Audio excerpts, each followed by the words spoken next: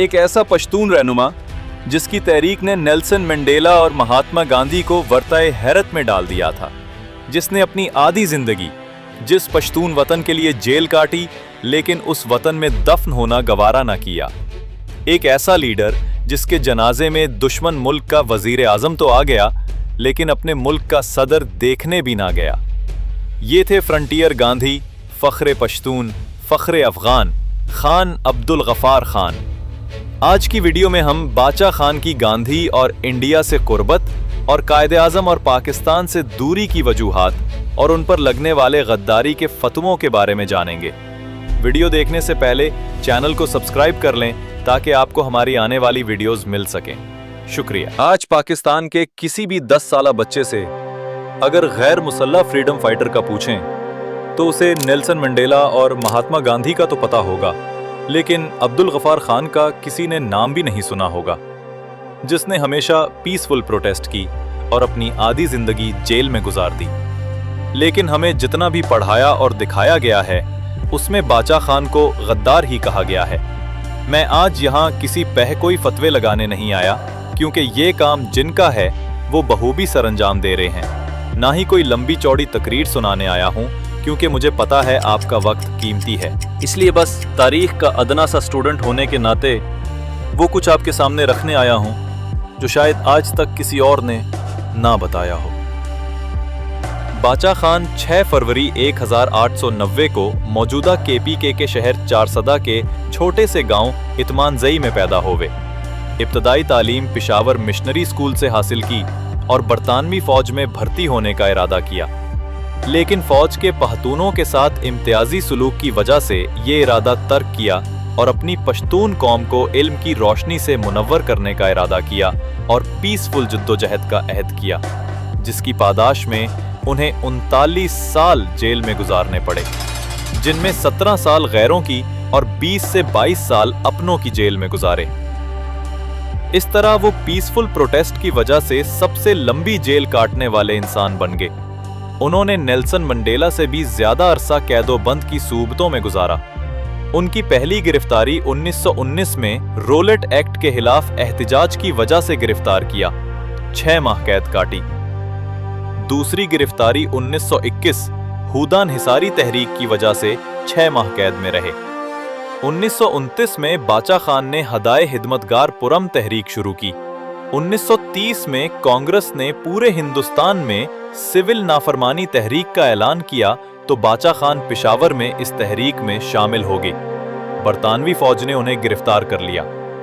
जब ये हिबर फैली तो तहरीक के कारकुन पुरम एहतिजाज के लिए किस्सा हवानी बाजार में जमा होना शुरू हुए। बरतानवी फौज ने कारकुनान को मुंतशिर करने के लिए अंधाधुंध फायरिंग शुरू कर दी।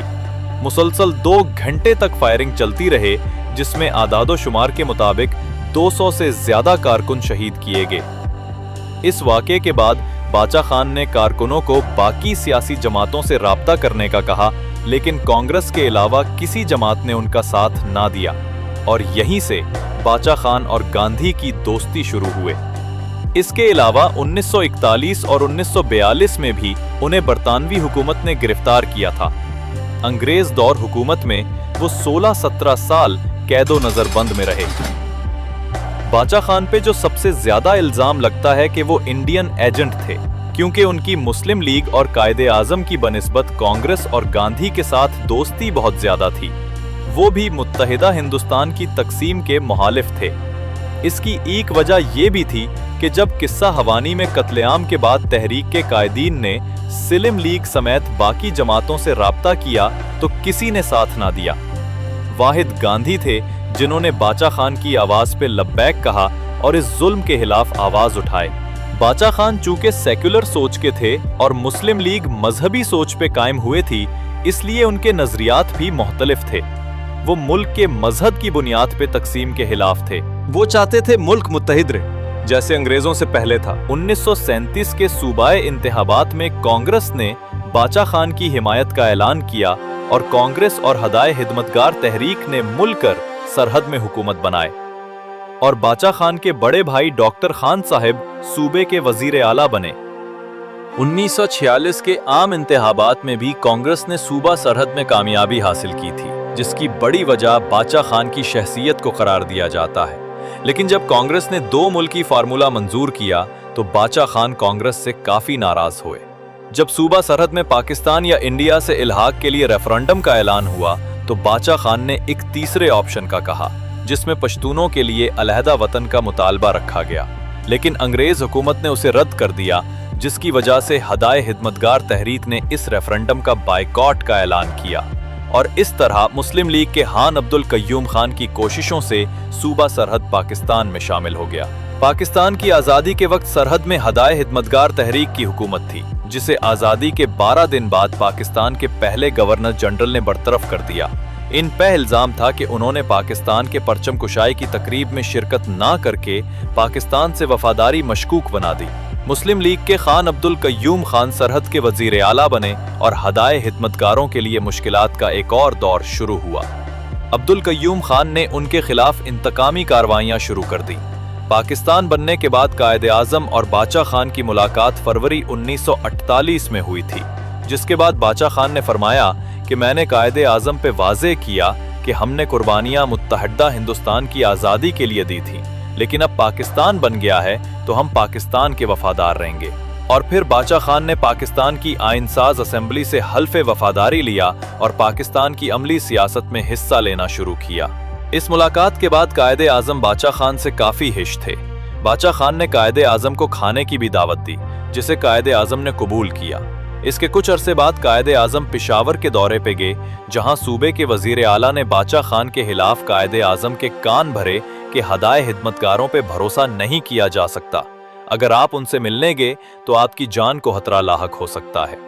अब्दुल कय्यूम खान को इस बात का डर था कि अगर बाचा खान और कायदे आज़म करीब आते हैं तो सूबे में इसकी गवर्नमेंट को जा सकती है, इसलिए इसने इन दोनों की मुलाकात ना होने दी और कायदे आज़म बाचा खान से मिले बगैर वापस आ गए, जिससे बाचा खान और मुस्लिम लीग में और दूरियां पैदा हो गईं। 1948 में कायदे आज़म के अलील होने के बाद पाकिस्तानी हुकूमत ने खुदाए हिदमतगार तहरीक पे पाबंदी लगा दी। सैकड़ों लीडर और हजारों कारकुनों को जेल भेज दिया। बाचा खान को गद्दार और इंडियन एजेंट करार दिया गया और उन्हें और इनके भाई डॉक्टर खान साहब को भी गिरफ्तार कर लिया। तहरीक के कारकुनों ने इस पाबंदी और गिरफ्तारियों के खिलाफ चारसद्दा के बाबड़ा बाजार में जलसे का ऐलान किया, लेकिन हुकूमत ने इजाजत ना दी। मुकर्ररा वक्त पे कारकुन वहां जमा होना शुरू हो गए। तकरीबन 25,000 खुदाए हिदमतगार इस ग्राउंड में जमा थे। अचानक पुलिस ने सीधी फायरिंग शुरू कर दी। हजारों कारकुन गोलियों का निशाना बने, लेकिन किसी ने जवाबन हमला ना किया।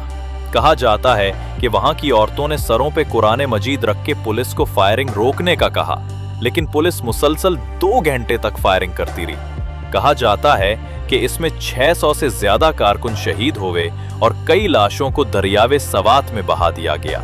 ये दरिंदगी पाकिस्तान की पहली यौम आज़ादी से फकत 2 दिन पहले 12 अगस्त 1948 को की गई, जब पूरा पाकिस्तान अपनी पहली आज़ादी की सालगिरह मना रहा था। उस वक्त पठान अपनी लाशें दरिया से निकाल रहे थे। इस वाक़े के कुछ दिन बाद एक जलसे से खिताब करते हुए सरहद के वजीर आला अब्दुल कय्यूम खान ने कहा कि मैंने चारसद्दा में दफा 144 नाफिज की थी। सुर्खपोश अपने लीडर बाचा खान की रिहाई के लिए आए थे। वो मुसल्ला थे और सूबे में बदमनी फैलाना चाहते थे। अब्दुल कय्यूम ने यह भी कहा कि बच जाने वाले सरहपोश होशी मनाएं कि पुलिस के पास गोलियां खत्म हो गईं, वरना उनमें से एक भी जिंदा न बचता। बाचा खान को जब जेल में पता लगा तो उन्होंने कहा कि ये मेरे वतन का पहला खून है जो अपनों के हाथों बहा गया। बाचा खान मुतालिया पाकिस्तान के पहले गद्दार बने, जिसका सिलसिला आज तक जारी है, और मुतालिया पाकिस्तान के आखिरी एडिशन के मुताबिक इमरान खान मौजूदा गद्दार है। बाचा खान 1948 से 1945 तक मुसलसल जेल में रहे। इस दौरान हदाए हिदमतगारों पे रियासत का जुल्म सितम जारी रहा, जिस तरह आज पीटीआई पे हो रहा है, लेकिन वो फिर भी मुकम्मल पुरअमन रहे। 1956 में गांधी की बरसी की तकरीब में बाचा खान ने भी शिरकत की और गांधी के अदम तशद्दुद के फलसफे की तारीफ की।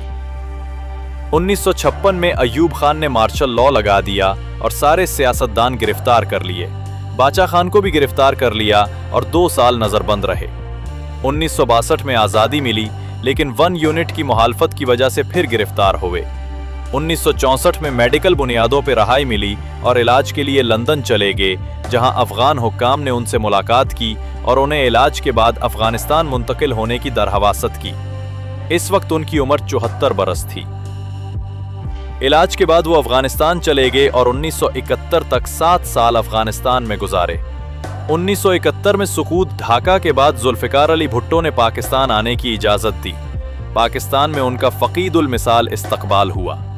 भुट्टो के दौर में भी वो कई दफ़ा नज़रबंद रहे।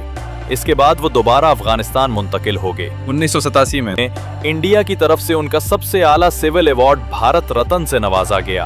वो पहले गैर भारतीय थे जिन्हें ये अवार्ड मिला। भारत के सदर ज्ञानी ज़ैल सिंह उन्हें ये अवार्ड देने जलालाबाद गए थे। 1987 में उन्हें दिल का दौरा पड़ा। उन्हें पहले पेशावर और बाद में कराची मुंतकिल किया गया।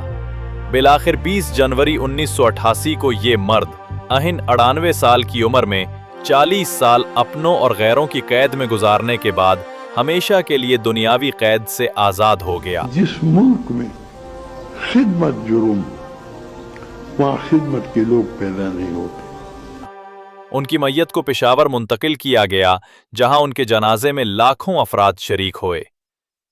इंडिया के वजीर आजम राजीव गांधी सिक्योरिटी क्लियरेंस न मिलने के बावजूद पाकिस्तान उनके जनाजे के लिए आए, लेकिन पाकिस्तानी सदर इस्लामाबाद से पेशावर उनके जनाजे के लिए ना जा सके। जनाजे के बाद उनकी मैयत को उनकी वसीयत के मुताबिक अफगानिस्तान के सूबे जलालाबाद मुंतकिल किया और जलालाबाद में उनकी तदफीन हुए। पाकिस्तान में उनकी तहरीक पे किए गए मजालिम की वजह से वो नाराज थे। इस वजह से उन्होंने पाकिस्तान में दफन होना गवारा ना किया। आज हम अपने बाचा खान को गद्दार कहते हैं, लेकिन जब वो पाकिस्तान से वफादारी का हल्फ उठा चुके थे तो बाबड़ा जैसी दरिंदगी करने की क्या जरूरत थी। हर 4-5 साल बाद हमारे तालीमी निसाब में गद्दारों के नाम तब्दील होते रहते हैं। पाकिस्तान बनने के साथ ही हमने पश्तूनों को बाबड़ा कत्लेआम का तोहफा देकर बदजन किया। फिर 1979 में बंगालियों को ऑपरेशन सर्च लाइट का तोहफा देके पाकिस्तान 2 टुकड़े कर दिया। 1979 में भुट्टो को फांसी पे लटका के सिंधियों को तोहफा दिया गया। 2006 में बुगटी को कत्ल करके बलोचिस्तान में ऐसी आग लगाए कि आज तक हजारों फौजी जवान और सिविलियन अपनी जानों का नजराना पेश कर रहे हैं। 2007 में बेनजीर भुट्टो को शहीद कर दिया गया, लेकिन मुल्क को 2 लख्त करने दर्जनों लीडरों, हजारों कारकुनों की लाशें उठाने के बाद आज भी हम कुछ सीखने को तैयार नहीं। अगर आप सानेहा बाबड़ा, Bengal operation searchlight, Akbar Bugti कत्ल, लाल मस्जिद ऑपरेशन, सानेहा मॉडल टाउन, 26 नवंबर इस्लामाबाद पीटीआई धरना ऑपरेशन, 13 अक्टूबर मुरीद के ऑपरेशन, उन सब की स्क्रिप्ट देखें तो सब एक जैसी ही हैं कि मुजाहिरीन मुसल्लह थे और इंतशार फैलाना चाहते थे। आज हजारों लाशें उठाने के बाद भी अगर पठान, बलोच या सिंधी इंसाफ का मुतालबा करे तो वो गद्दार कहलाता है। लेकिन दूसरी तरफ एक गलीज और घटिया सहाफी नुमागिद जो सारा दिन टीवी और ट्विटर पे बकवास करता है, उसे इस बकवास की वजह से पीटीवी से निकाला जाता है, तो पाकिस्तान के सबसे बड़े सूबे पंजाब की वजीर आला धमकी देती हैं कि अगर किसी और पंजाबी के साथ ऐसा हुआ तो मैं छोड़ूंगी नहीं। इस पर अकबर इलाहाबादी का वो शेर याद आ जाता है कि हम आह भी करें तो हो जाते हैं बदनाम, वो कत्ल भी करें तो चर्चा नहीं होता। आज अगर बाकी के 3 सूबे इम्तियाजी सुलूक का गिल्ला करते हैं तो क्या उनका ये गिल्ला जायज नहीं है? खूब सोच समझ के जवाब दीजिएगा। शुक्रिया। वसलाम पाकिस्तान।